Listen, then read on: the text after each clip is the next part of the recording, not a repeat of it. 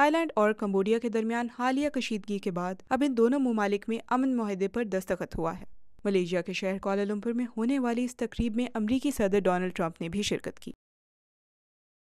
Thai land اور Cambodia کے درمیان سرحدی تنازع ایک صدی سے بھی پرانا ہے، لیکن حالیہ کشیدگی اس سال مئی میں اس وقت شروع ہوئی جب سرحد پر ہونے والی جھڑپوں میں ایک کمبوڈین فوجی مارا گیا تھا۔ اس کے بعد دونوں ممالک نے ایک دوسرے پر سرحدی پابندیاں بھی عائد کر دیں اور سرحد پر فوجیوں کی تعداد بھی بڑھا دی۔ پھر صدر ٹرمپ نے اس معاملے پر 26 جولائی کو سوشل میڈیا پر لکھا کہ میں تھائی لینڈ کے نگران وزیر اعظم سے کہتا ہوں کہ جنگ بند کریں اور جنگ کو ختم کریں۔ 2 دن بعد دونوں ملکوں میں فوری اور غیر مشروط جنگ بندی پر اتفاق ہو گیا اور ایک ہفتے سے جاری لڑائی بالآخر رک گئی۔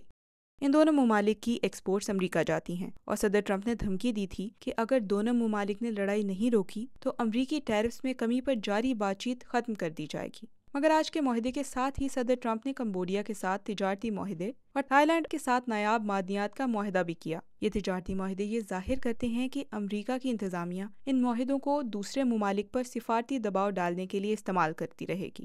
اس سے قبل پاکستان اور انڈیا کے درمیان جنگ رکوانے کا دعویٰ کرتے ہوئے انہوں نے کہا تھا کہ انہوں نے دونوں ملکوں کے درمیان لڑائی رکوانے کے لیے تجارت کا استعمال کیا تھا۔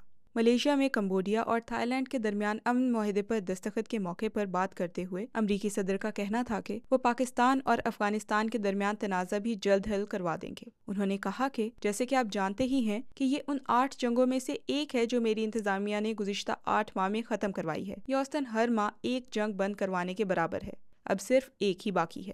میں نے سنا ہے کہ پاکستان اور افغانستان نے جنگ شروع کر دی ہے، لیکن میں بہت جلد یہ حل کروا دوں گا۔